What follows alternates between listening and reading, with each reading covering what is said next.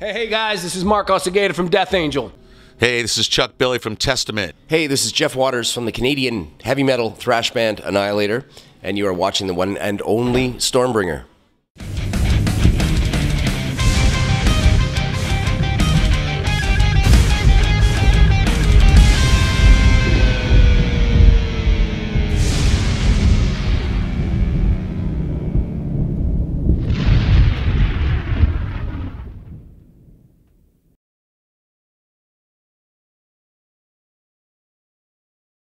Bay Area scene. Well, the Bay Area scene to me was just such a magic time to be around.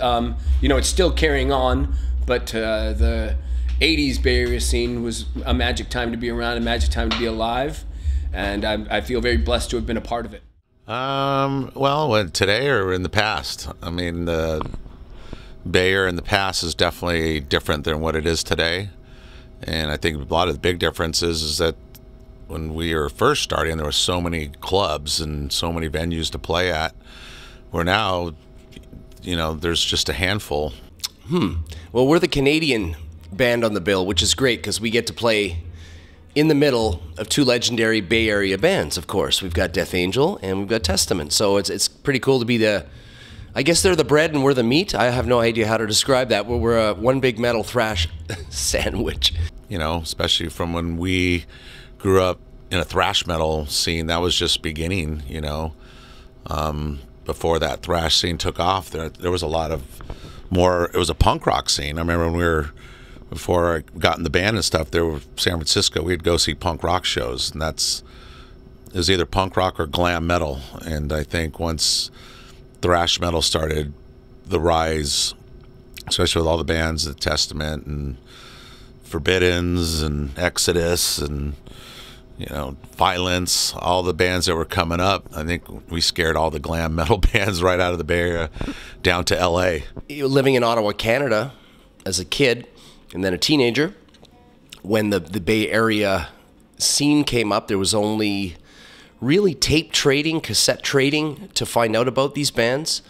And there were some magazines that you could buy in the stores, but those were mostly catering to the larger bands and the more commercially successful bands. So we discovered, of course, the Big Four and Exodus and Overkill, bands like that, through cassette tape trading and small fanzines that were being printed up in black and white back in the day. Your greatest feelings ever is, you know, being on stage with Death Angel as a teenage kid and looking out and seeing, you know, Cliff Burton headbanging to our music right there. I mean, what more could you ask for? Except for $100. I'll take $100. It was really a family, you know, building of something special, and it was pretty cool. And now to reflect back on it, that, you know, we were a part of that, you know, that scene that began. So it was very cool, much different than it is now, for sure. Testament invited Annihilator to go on their tour in 1989, which was a huge honor for us. It was our first U.S. tour ever, and it was for their Practice What You Preach album and our Alice in Hell record. So that was a huge, huge thing for a metal fan and kid like me, and also very important for the band and for our future career, because that tour in '89 with Testament taught me a lot about how a real tour works and how being a professional musician on tour works. So it's pretty cool to come back and tour with them again. I covered a lot of stuff in that, didn't I? I did. All your questions are done.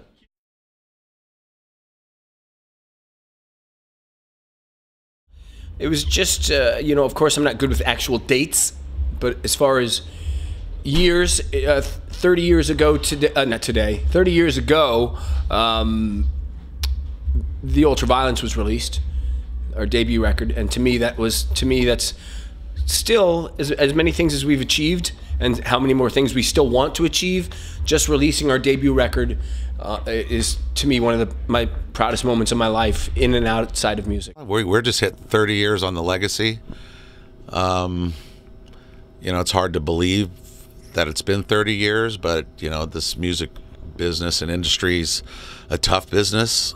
And I know a lot of friends and other bands that, you know, for certain reasons, probably just the climate too, have kind of, you know, quit or did something different. Anniversary. I think December '84 was when the band started. So it's been going, my God, 33 years, something like that. I'm still having my morning tea. But then, you know, it was a big accomplishment to make a demo tape, send it to record companies, wait to hear back from record companies. And we were fortunate enough to, you know, catch the ear of the A&R at Enigma Records, and they signed us, and we released the Ultraviolence today, which is still thought of by a lot of critics and fans as one of the top, let's just say 20 thrash metal records of all time.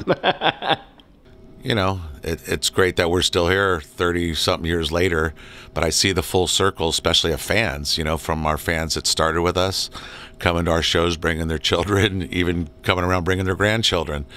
So something to be said about bands that have just hung in there, like, you know, here we are with Death Angel on tour, you know. A lot of bands aren't fortunate enough to stick around 30 years and still kick out some kick-ass records, too.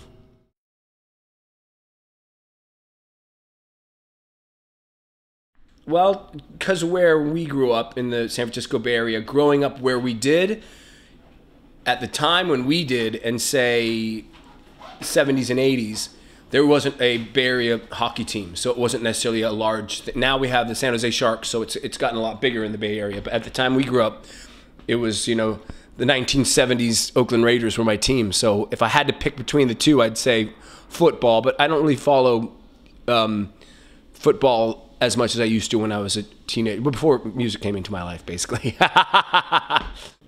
Well, I'm Canadian, so you know the answer to that one. Hockey. I haven't been into sports for a long time, though. But when I was, it was hockey. Football, for sure. Hockey, I've never really got into that because it's not the best sport to watch on television for me. So I'm a big football fan, Raiders, for sure. I haven't been into hockey for quite a while, but I'm an old schooler. I always stick to music now. That's my whole life.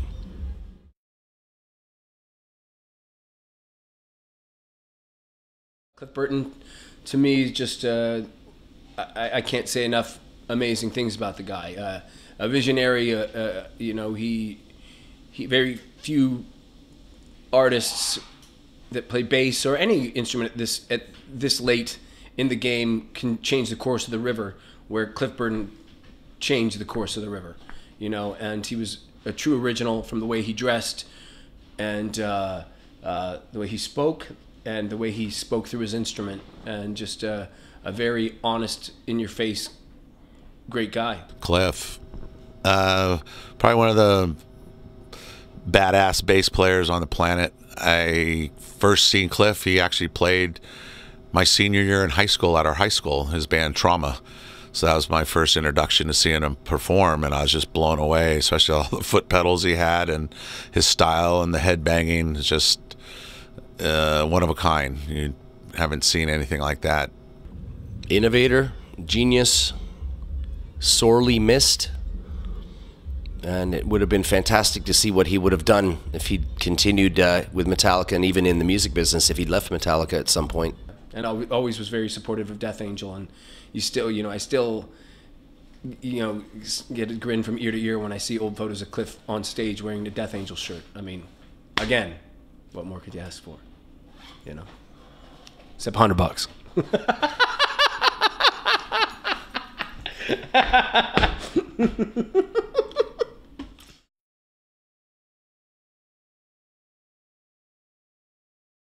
Religion, it's to each his own. You know, yeah, to each his own is what I say. As long as you're not hurting anyone, and you know, it keeps you grounded, so be it. But and I don't think it really needs to be pushed on other people. That's my gist of religion. Yeah.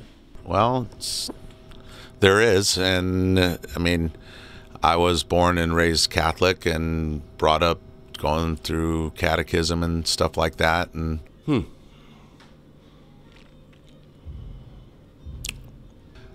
I think once you're raised like that into a religion, yeah, I don't know, I wouldn't say brainwashed, but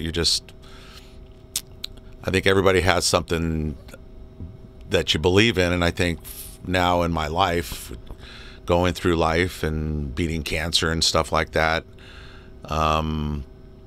It's more about spirituality instead of religion, you know. I think the key to any religion like that is be a good person, treat people the way you'd like to be treated. Yeah, what's the question, though? Just the first thing that comes to your mind? I guess not something that is really a part of my life, other than try to be as good as you can to other people. So I guess that's my religion.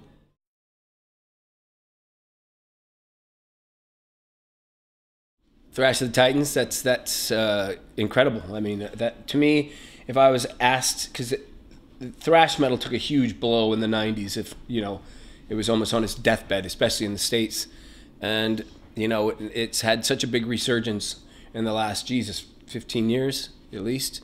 But I think if you asked me to pinpoint a time or a crux or where it actually took off again, or to pinpoint when that rebirth was, I would say that show in general was the shot of adrenaline that it needed. Well, that was well, I mean, for some funny reason, that actually sparked a lot of life back in the Bay Area. Bands like Death Angel, Exodus, even Forbidden for a moment at that time started doing shows again. It got together, well, because of the unfortunate diagnosis with Chuck Billy, you know, being diagnosed with cancer. That's what got all these bands, including us, back together for a one-off show. And that one-off show snowballed into a career for us. And luckily, on the upside, Chuck's doing much better, strong, healthy, and we're touring with them right now, and it's been great. I didn't know much about that. I knew that you guys were all playing that, but you know, if you look at the map where I live, and I wasn't too social media oriented back then, so I read about the tribute or charity, whatever you want, the event. Very cool, but don't know much about it. You know, while I was ill, Walter Morgan asked, you know, we want to put on this benefit show, and asked me, who would you want to play? And so I started naming all the bands I wanted, a wish list, and he started contacting all the bands, and next you know, we had all those bands playing, and SOD was one of them too. Billy Milano was the MC, but it was one of them nights. It was a special night because bands that hadn't played for so long performed that night, and it was unreal. It was like, it's like they'd never stopped playing, and it was something about it. Just everything was just kicked in that night for all the Bay Area bands. It was a special night. I was really touched because everybody joined forces and support, and you know, not only helped me out, you know, we actually raised some money for Chuck Schuldiner as well, sent his family some of the money from the proceeds. So it was a special night, you know, and I think, you know, like I said, I had what I had to go through. Maybe that's what I had to go through to make that happen.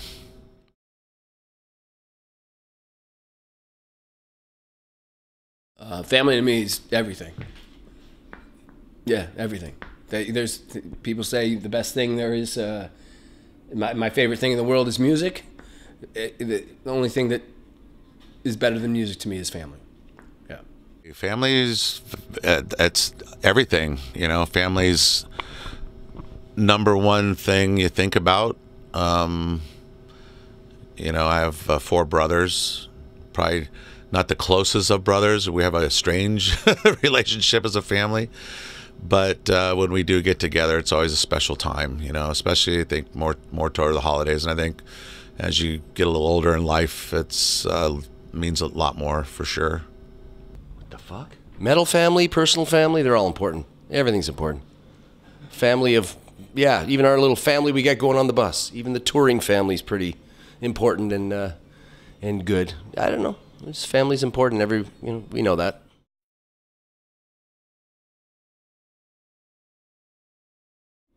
I think the term's odd, you know, but I like the bands. I like that era of music. I've always thought the term was just odd, but I guess people have to classify everything. Goddamn grunge, ruined everything, man. Ruined everything for heavy metal. Well, at the time when that kind of music really hit hard in the traditional 80s heavy metal and thrash scene, and really caused a lot of bands to lose their careers, or maybe just temporarily. It was around 93.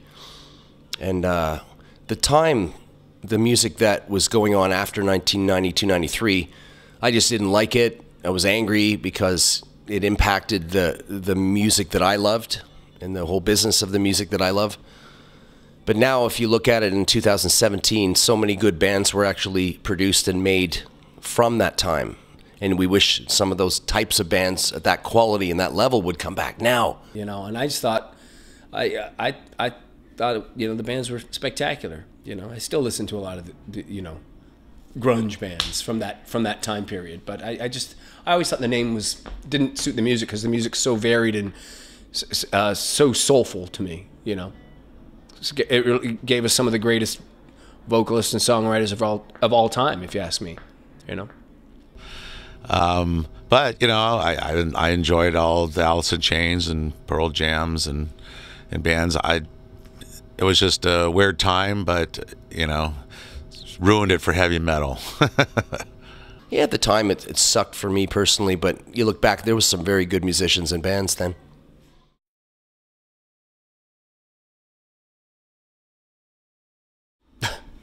Jesus.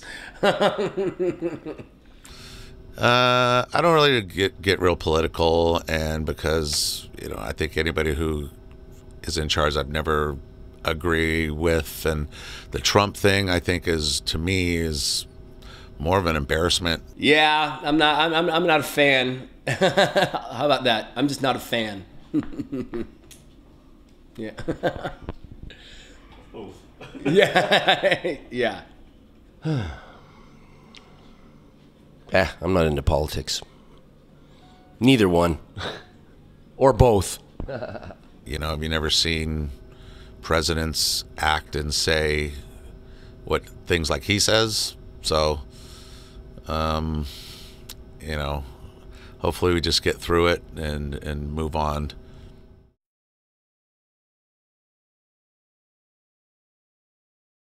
Vinyl. Absolutely vinyl. Well, vinyl for sure. I like the sound of vinyl way better. Ooh, MP3, I love them.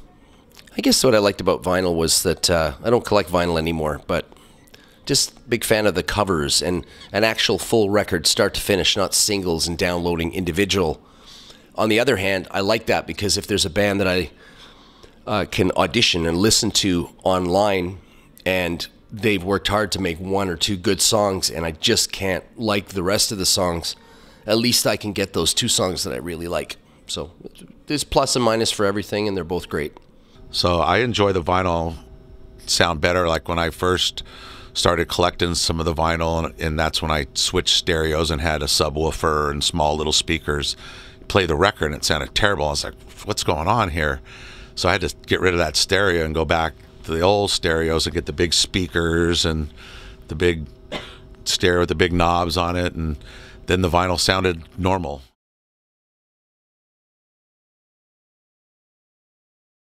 I love the new wave of British heavy metal. I love it. It inspired thrash metal. It just, I still listen to so many of those bands because they inspired me, you know, to become a musician. And it's just, I love that era of music. I do, and I'll never stop loving that era of music.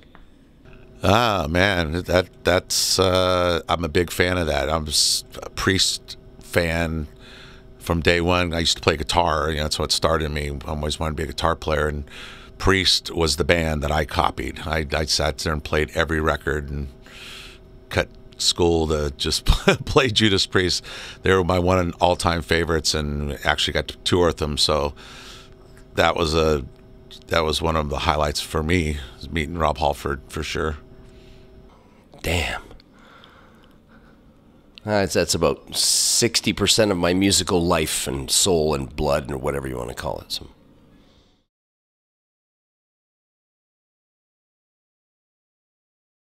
Austria. I have very, very fond memories. I love Austria. I've had great times in Austria, and yeah, I look forward to many, many more, including this evening. Yeah. Well, it's definitely a big market for what we do, metal. You know, there's every time we come through, it usually is the majority of the dates we play is Austria or Germany. That's about it. First thing that comes to mind is Austria, Switzerland, Canada, just because those are the three countries that. My second home's in Germany from business and from, you know, my fiance's German, Slovenian. But whenever I'm asked anywhere in the world traveling, what are your favorite places that you would like to live? I would say Vienna, Zurich, Vancouver, Canada.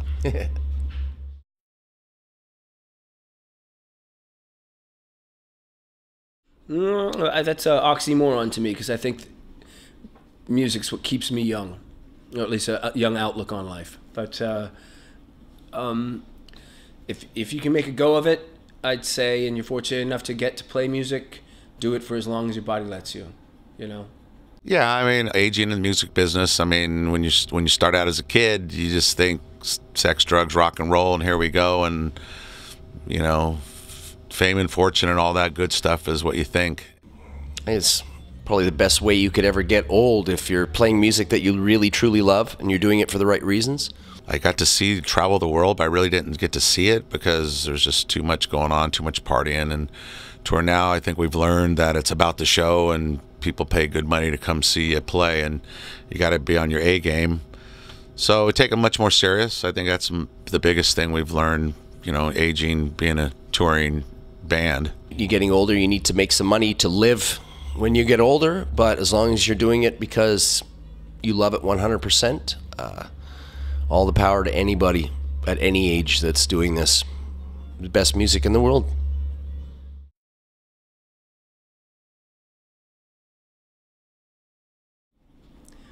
I love Christmas. Yeah, I do. I love Christmas. I know a lot of people don't, because I know it's just directly, again, associated with religion and whatnot, and it's really cool and dark to say, you know, you're not into Christmas or anything like that, but it's fun. It's great, and because again, that's when my family gets together, and all my family and extended family. It's a big event for us, you know. I go off on holidays, but Christmas is when. As soon as I get home from tour, I'm in the garage setting up Christmas. Break from touring. I have fond memories of, you know, Christmas at my grandmother's house, who's no longer with us, and just things like that. It's just it's a beautiful memory. Every year has been a beautiful memory for me. It's a big thing, especially for us and our family. That's a time when we always spend time with our families. My wife's family comes over Christmas Eve, or my family comes over Christmas Eve. Her family comes over Christmas Day, but that's the time when we get everybody, and it's just chill out time, no business, just spend time with the family. That ties in with family and sleeping and resting and having a normal life. But Christmas is always the time I look forward to shutting off the music world for a couple of weeks every year. That's it. It's basically 2 weeks a year that I can shut down my brain from music. Death Angel plays annual Christmas shows in San Francisco. We do 2 nights at Slim's. We're doing our 4th year of it here in December, and we always make a blast of it. And in San Francisco, it's kind of like become a tradition out there. People come, shows are packed. We put together a special bill. We'll play obscure Death Angel songs we haven't played in a while, and we'll tweak out a Christmas song and make it, you know, Death Angel-y, if you will. So it's a great time, and and I love when I'm out in Europe around this time. I love going to, you know, the Christmas fairs and drinking Glühwein. I love Christmas. I do.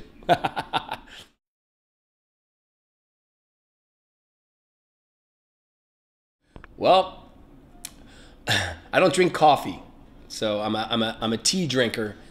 So that would rule out Starbucks. Starbucks rocks. I like Starbucks. Their whipped cream and their vanilla lattes. I don't like Tim Hortons too much. Starbucks, for sure. I'm not a big Tim Hortons fan. I guess Tim Hortons is kind of more a truck stop, I guess. to a certain degree. I don't really eat there, but I like using the toilet there. So truck stops are great. They have toilets. And on tour, toilets are one of the best things about touring. A proper toilet. Yeah, can't beat them. I'm Canadian. I'm supposed to say Tim Hortons, you know, but no. Me and Aaron, our guitar player Aaron, everywhere we go, we're looking for Starbucks.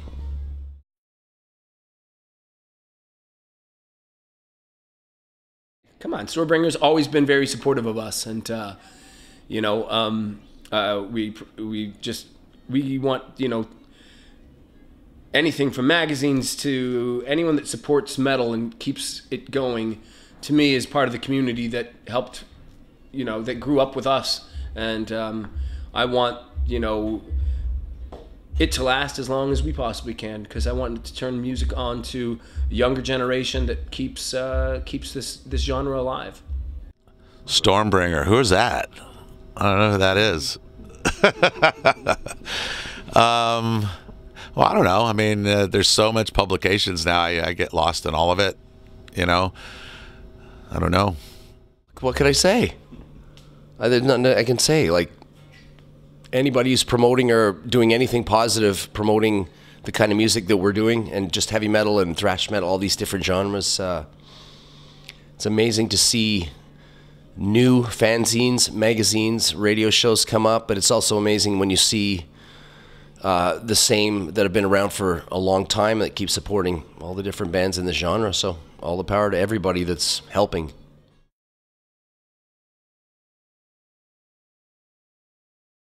The state of the world's definitely not in the highlight of its time.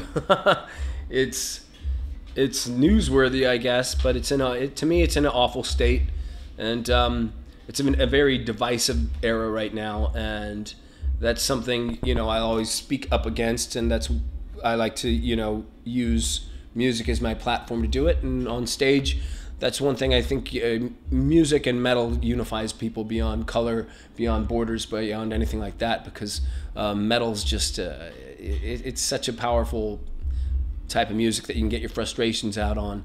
And you see someone with a patch or a pin or a shirt of a band you like, and you feel some sort of kinship with them. Oh man, it's in a bad state. There's don't know what's going on in people's minds these days, what drives them to do stupid things to harm people. I don't understand it. How, you know, what goes on in someone's mind that's gonna take other people's lives for no reason. I don't know. I think there's a lot of opinions on, you always hear, I think the world has always heard in every generation that everything's going down, it's getting worse, and this. Yeah, I'm sure with the environment and some other things, there's definitely some things on the way down. I preach unity on stage, and I always will. You know, I think the best thing that this world needs is just, you know, unity.